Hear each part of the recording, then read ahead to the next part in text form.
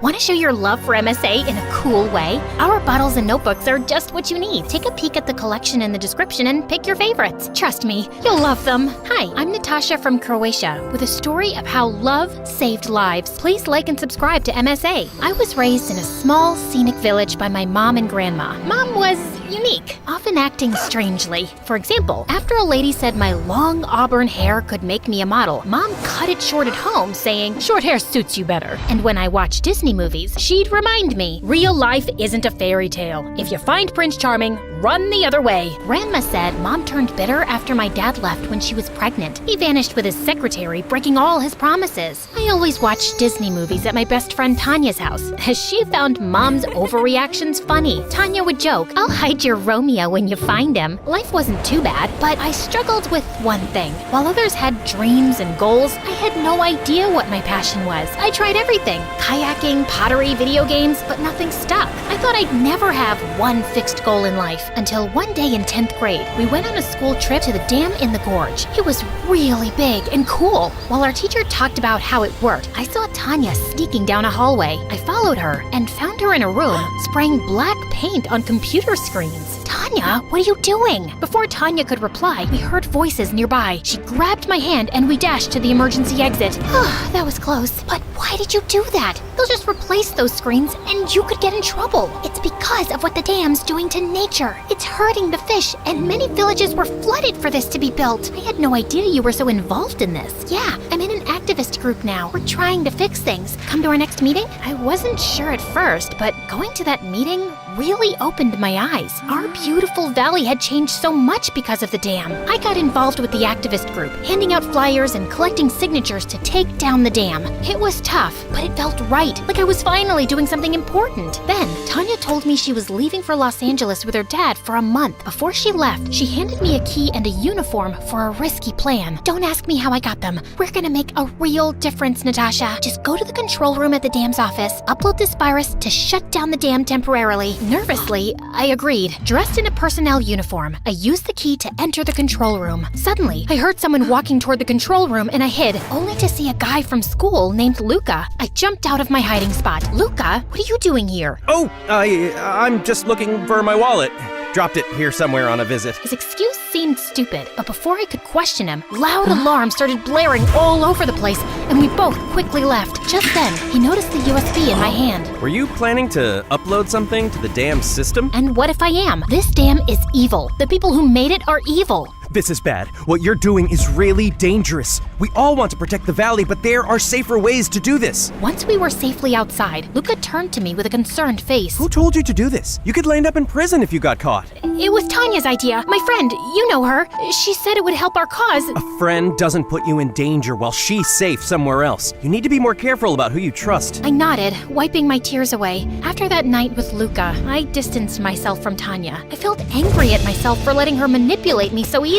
Also, Luca and I got closer. He was a good listener and made me think differently. We started trusting each other more and more. I couldn't help but start crushing on him. Mom figured it out somehow. Moms just know these things, I guess. You've been daydreaming a lot. And drawing hearts? Spill the beans. Who's the boy? I kept denying it, but Mom insisted on meeting him before I could even think about dating. So, I invited Luca over to study. But when he got there, it was like Mom turned into a detective. First, she accidentally spilled salt in his coffee. Luca made a funny face trying to drink it, but didn't want to be rude. Then, Mom started her questioning. "Luca, important question. If you had to be an animal, which one and why?" Says a lot about a person. Natasha's partial to loyal dogs, you know? I guess I'd be a cat. Independent, but good company. A cat, eh? They're pretty mysterious creatures.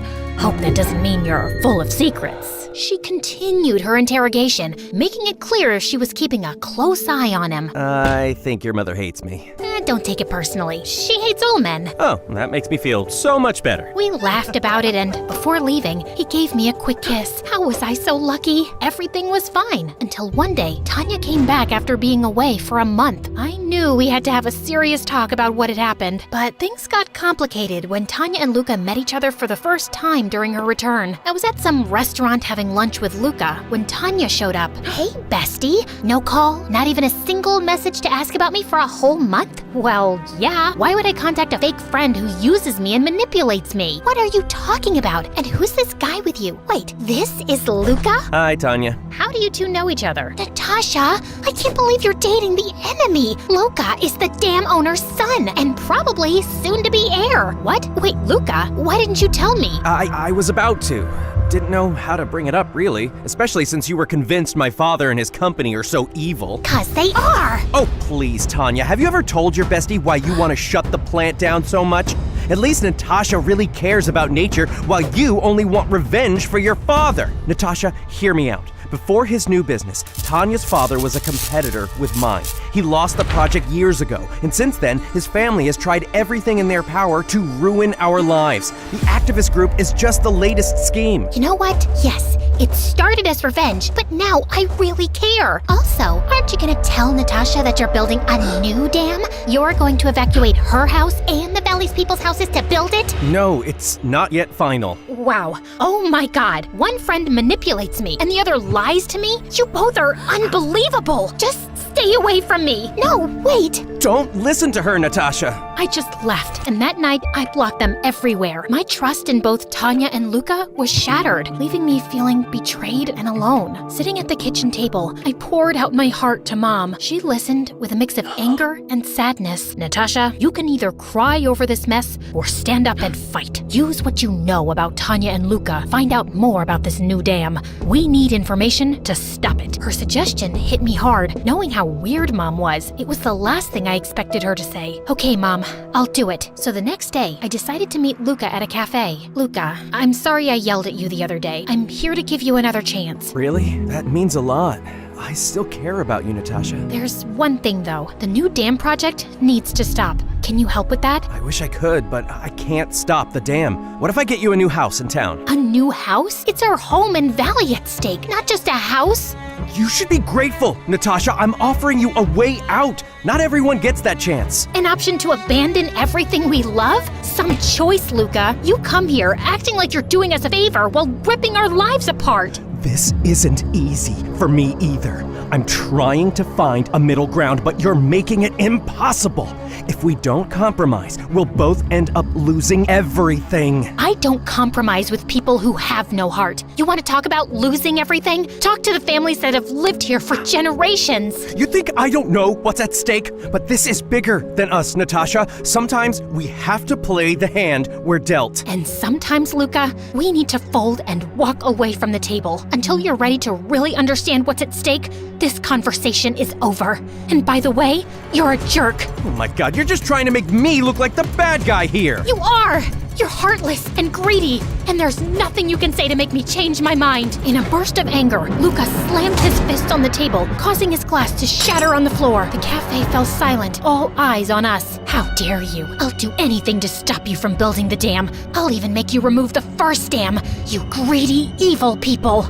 Luca got even angrier and started yelling. You don't get it! And he even tried to flip the table when the manager showed up and threw him out. I could hardly believe the crazy side to Luca I just witnessed. So I decided to reconnect with Tanya, and she apologized for lying to me. Together, we got to work. We organized protests, started a viral social media campaign, and gathered signatures for a petition. We held community meetings and gained media coverage, rallying support to protect our valley. And we got some attention, but it wasn't enough to stop the dam project, and the municipality told us to start evacuating. They offered to give us an apartment in the nearby town, but we refused. Facing the possibility of leaving our valley was really tough for everyone. It hit the elderly hardest, especially my grandma. It made her health get worse, and it landed her in the hospital. She spent 2 weeks there, and one day during my visit, she told me something crazy. Natasha, I need to tell you about your dad. He was involved in building the dam. What? Yes. He didn't leave because he fell in love with his secretary. He invested in the dam. He's a rich businessman now, living in the city. Your mom kicked him out back then.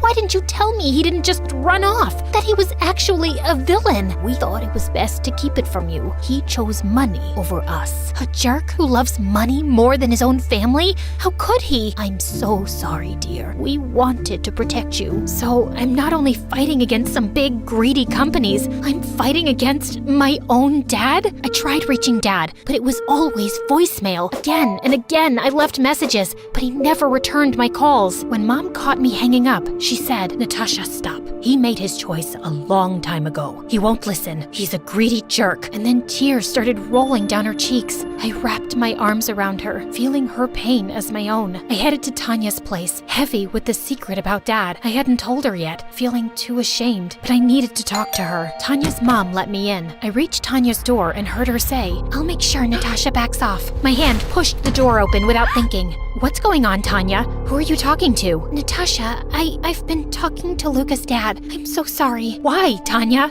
How could you do this to us?" "He threatened my family, Natasha. I had no choice." "You did have a choice, Tanya. You could have told me. We could have faced him together." "We can't fix this, Natasha. Wake up. The rich control everything. We're poor. We're nothing to them. I'm leaving town next week, and my family too. I'm done fighting a losing battle. I suggest you leave too. Sometimes you just have to admit that you've lost, and we've lost." "Stop it. You sound like you're giving some wise speech. You're just a liar, like Luca, his dad, and mine. Don't you dare call me again." I stormed out, my heart racing, and things got rougher from there. Weeks slipped by, and the valley started to empty, families packing up their lives. I couldn't stand it. One day, I stood in the street yelling, "Why are you giving up? This is our home!" But they just kept on going, heads down, defeated. Tears blurred my vision as I watched bulldozers rumble closer.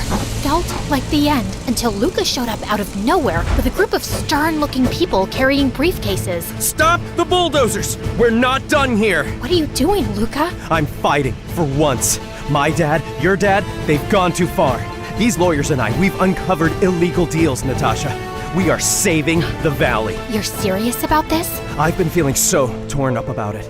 At the restaurant, I was just trying to get you to move away from this whole situation before you found out how deep your dad was involved. I knew that would only cause you pain.